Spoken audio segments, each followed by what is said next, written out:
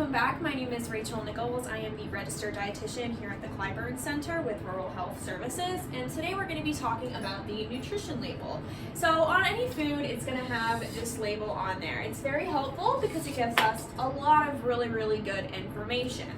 Now up here at the top, we have some information about calories and serving sizes. Now these are pretty important because whatever the serving size is, if we eat more or less than that, then the rest of this information is not correct. So for whatever this food is, that serving size is going to be 2/3 of a cup. So that means that for every 2/3 of a cup, measuring cup like in the kitchen, then we'll be getting this amount of nutrients. We'll be getting the 230 calories. Now another really important thing to look at is the servings per container, because a lot of times it may look like it'd be one serving, then we look at it and it may be 2 to 3 servings for that one container. So that's definitely something to look at. Another reason that that can be helpful is because sometimes the serving sizes are in some different types of units like grams or ounces, and we may not know what that looks like.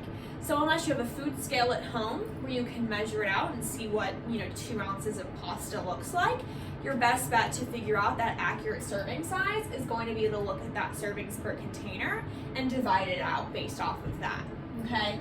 Now these calories are also pretty important because for a good healthy weight maintenance, we have to make sure that we're getting the right amount of calories. Now everything on here is based off of a 2,000 calorie per day diet. That is not what everybody needs. Some people need more than that, some people need less than that.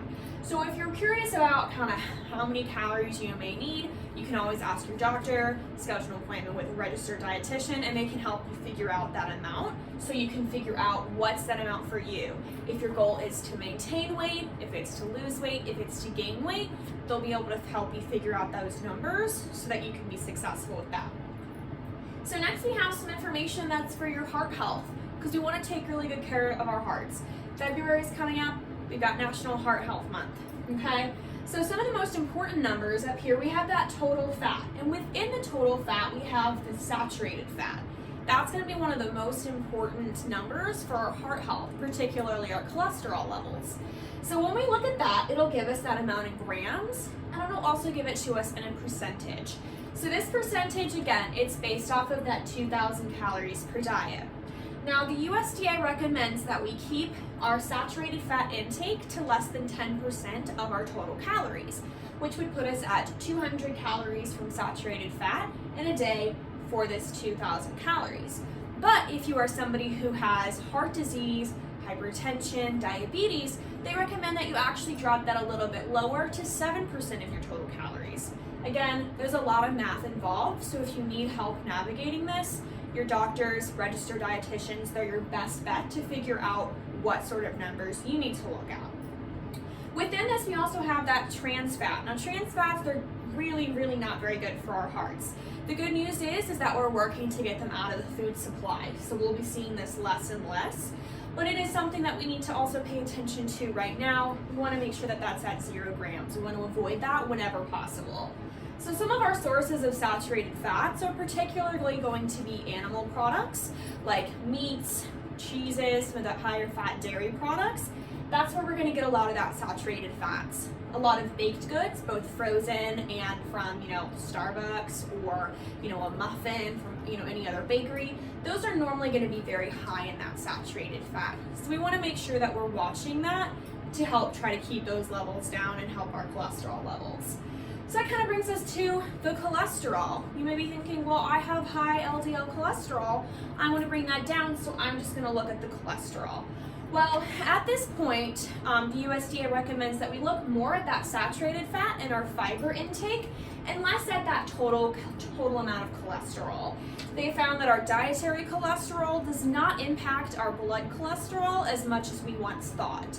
So instead of looking at just this cholesterol, looking at the total saturated fat is going to be a better indicator to help with your heart health. So then we have our sodium. This is another one. As Americans, we tend to way overdo it on sodium. We don't really need very much, and the USDA recommends that we try to keep that under 2,300 milligrams per day for general healthy people.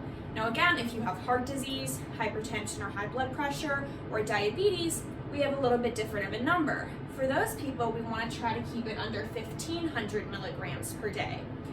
Now that percentage can be kind of helpful over here if you can't remember these numbers. But for any of my people with heart disease, with that hypertension, with the diabetes, these numbers aren't very correct because these are based off of the numbers for general healthy individuals. So it will be higher for you. Now, as a rule of thumb, if it is 5 or less % of that daily value, then it's going to be considered a low source of whatever that nutrient is. If it is 20% or higher, then it's considered to be a good source. So for up here with this saturated fat, we are at 5%, so it's really borderline for being a low source. Then we look up here for our dietary fiber, it's at 14%. So it's a pretty good source, but it's not considered a high source. Versus like our sugars down here, our added sugars are at 20%, so we know that that is a high source. Now getting down here into our carbohydrates, this is where a lot of people like to spend a lot of time. Now if you have diabetes, definitely consult with your doctor or registered dietitian to figure out the amounts of these total carbohydrates that you need to be following per day, because it is very important to keep those in the right amounts. Within this, we have dietary fiber. Now, fiber is good for a ton of different things. It's good for blood sugar control, it's good for cholesterol levels, it's good for your gut health, for your intestines, for GI health, for having good bowel movement. So it's good for a lot of different things. It also helps keep us full longer so that we're less likely to, maybe have a little too too many snacks, basically. So then we have those total sugars. Now within total sugars, that isn't just the sugars that we add. That's not just, white sugar or high fructose corn syrup. This also includes naturally occurring sugars. So if you have a glass of milk, it's going to have 12 grams of carbohydrates. Those will be listed as total sugars because it's coming from the sugar lactose. So just because it says total sugars here does not necessarily mean that that is a bad thing. So a lot of our fruits, they tend to be higher in those naturally occurring sugars, and that's okay.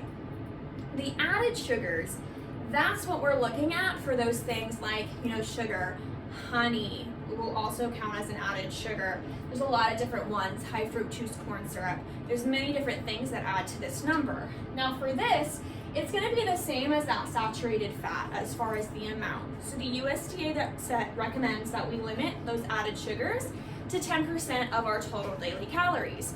So for somebody who is on a 2,000 calorie diet, that would put us at a limit of about 50 grams of added sugar per day. Now if you look at a can of soda, like a can of Coke, it puts you, very, very close to that. If you get a bottle, you are well above and beyond the amount of total added sugar for one day just from that small amount of soda.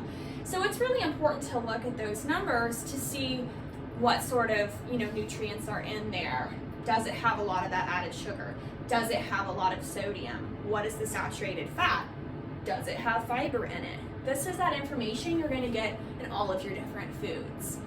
Then we have our protein down here. Now protein is very specific based off of the person. It depends on your age, your height, your weight, your activity level. There's a lot of different things that can influence how much protein you may need.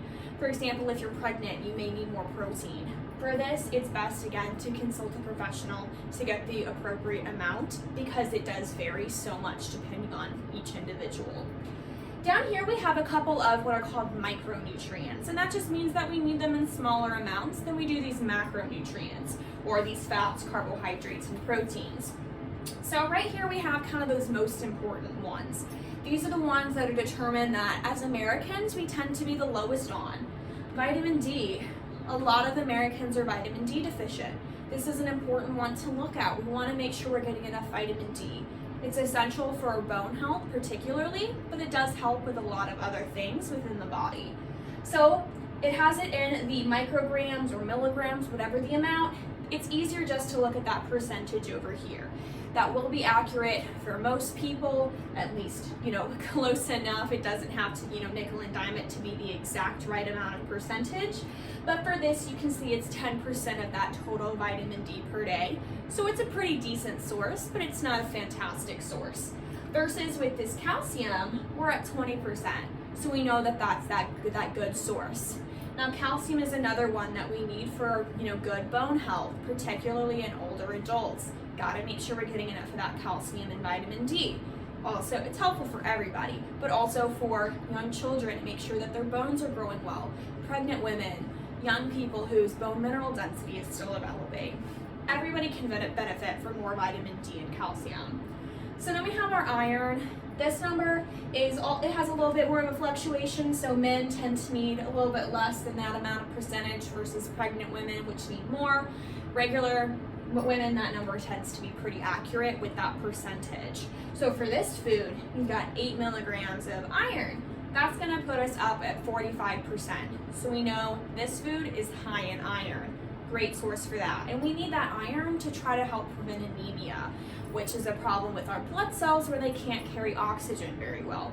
So if we have anemia, maybe very fatigued, get tired easily, and that's because your blood's just not carrying oxygen very well. So we want to make sure that we're getting that iron. We also have potassium on here. This tends to be very high in fruits and vegetables, and it's involved in a number of different metabolic pathways throughout the body, so it's also very important for us to get. Now down here, just references again, this information is based off of that 2,000 calorie diet. This is specific for every person because everybody needs a little bit different amounts of these nutrients. So if you want to get more information or you want it to be more specific for you, again, contact your doctor, schedule an appointment with a registered dietitian, and we can help make sure that we get all of these numbers specific for you so that you can, get your maximum health benefit from it and really, understand what's going on here.